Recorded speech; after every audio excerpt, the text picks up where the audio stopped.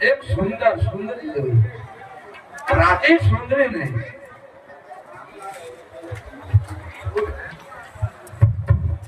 મોહિત ऐसे ये सुंदरी जो मुझे मिले तो खुश अरे बराबर से बाबा रामलाल जी